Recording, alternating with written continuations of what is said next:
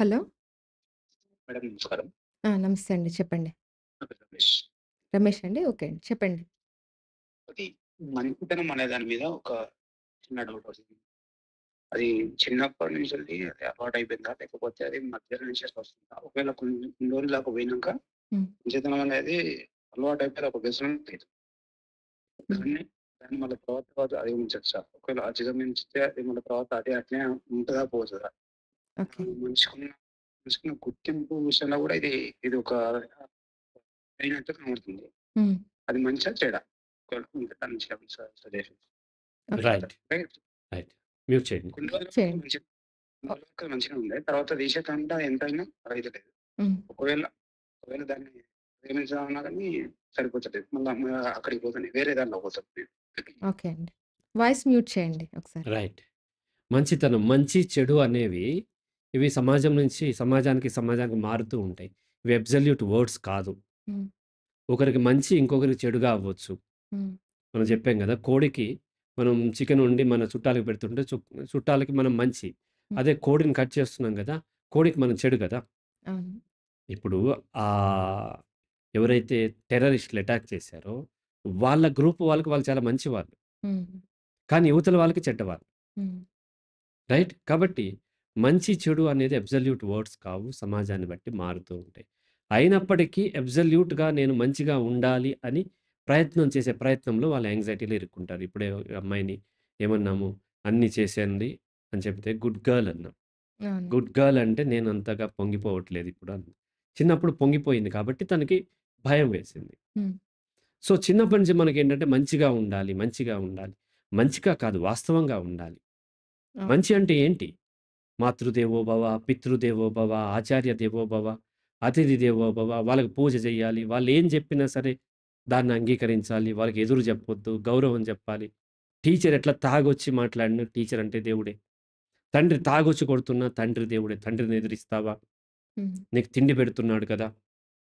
అంటే తిండి పెడితే ఏమైనా చేసేయొచ్చా? ఆలోచించండి. తిండి పెడుతున్నాడు. నీకు స్కూలుకి డబ్బులు కట్టాడు. బట్టలు తండ్రే కొనిచ్చాడు. కాబట్టి ఇష్టం వచ్చిన బూతులు తిట్టేసేస్తుంటే ఆడపిల్లని పడుండమంటారు. హ్మ్. ఆ అవును. హక్కు లేదు. తిండి పెట్టటం అదంతా నువ్వు కన్నావు కాబట్టి ఈ సమాజంలో ఆ రూల్ ఉంది కాబట్టి బాధ్యత. అవును. అదే నీ మంచితనం కాదు. నీ బాధ్యత మాత్రమే. హ్మ్. తల్లి నవమాసాలు మోసి కన్నాను అంటూ ఉంటది. ఎవరు కనమన్నారు? అవును. You had sex with your partner. Conceive అయ్యావు. అలాగే ఉంచుకోవచ్చు గదా! ఉంచుకుంటే చనిపోతావు కాబట్టి బయటికి తోసేసావు. హ్మ్. తర్వాత సమాజం నీకున్నటువంటి ఏదో ఆరోగ్యమో లేకపోతే నీకు నీ బిడ్డ అనే ప్రేమతో ఇచ్చావు తప్ప నాకివ్వలేదు. హ్మ్. కోపం తెప్పించొచ్చు చాలా మందికిది. స్టిల్ ఇదే నిజం. హ్మ్. సో, అలా నీ పిల్లల్ని పెంచుకొని నీ పిల్లల్ని కంటున్నావు. హ్మ్. నీ పిల్లల్ని పెంచుకుంటున్నావు. నీ పిల్లలు అంటే నీ స్వార్థంతోని, నీ సెంటిమెంట్‌తోని చేస్తావు. నీ అహంకారంతోని చేశావు. హ్మ్.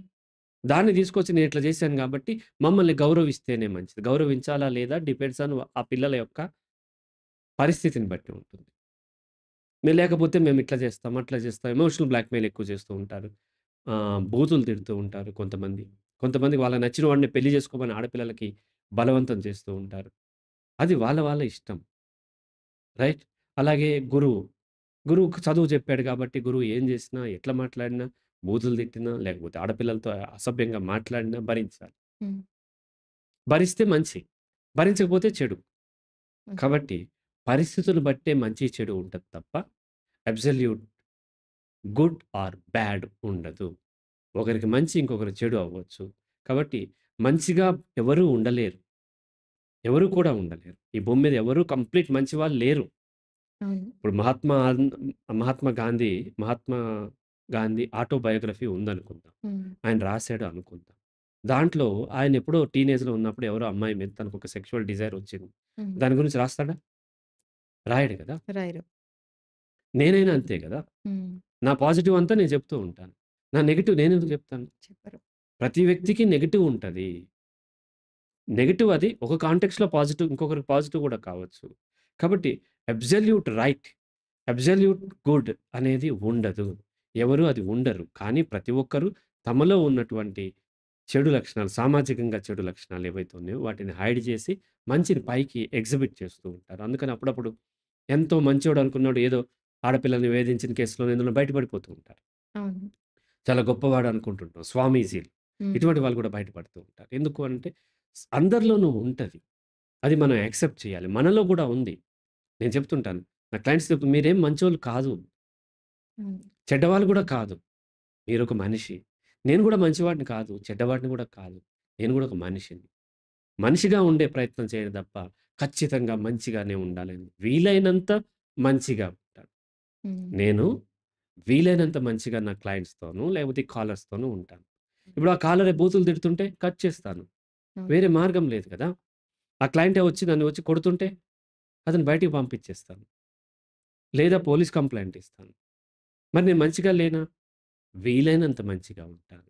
హ్మ్. నేను, నేను ప్రాణంగా ప్రేమించే అమ్మాయి ఒక అమ్మాయి ఉంది అనుకుందాం. హ్మ్. మేమిద్దరం ఒక దీవిలో ఉన్నాం. హ్మ్. ఆ దీవిలో ఆ అమ్మాయి అంటే నాకు ప్రాణం అనుకుందాం. హ్మ్. ఆ దీవిలో కొంతకాలానికి మేమిద్దరమే ఉన్నాము. ఆహారం అయిపోయింది. హ్మ్. ఇంకెక్కడ ఆహారం దొరకట్లే. అటువంటప్పుడు నేను ఆమెని చంపుకొని గూడా తినే అవకాశం. హ్మ్. నేనుంటే నేను ప్రాణంగా నేనే లేనప్పుడు ఇంకేం ప్రాణంగా. అవును. లేదా ఆమె నన్ను చంపుకు తిన్నా ఓకే. హ్మ్. నాకు తెలియకుండా. నాకు తెలిస్తే ఆమెను చంపుకు తినకుండా నేనే ఆమెను చంపుకు తినేస్తా. కాబట్టి ఈ విషయాన్ని ప్రాపర్‌గా అర్థం చేసుకుంటే మనకి ఆ భయాలు ఉండవు. సో, ఈ మంచిగా ఉండాలనే కోరికతో ఏమైనా యాంక్సైటీ డిజార్డర్‌లుంటే వాడికి కౌన్సెలింగ్ తీసుకొని మనం ఓవర్‌కమ్ చేయొచ్చు. ఓకే. ఇంకొక కాల్ తీసుకోవచ్చు మనం.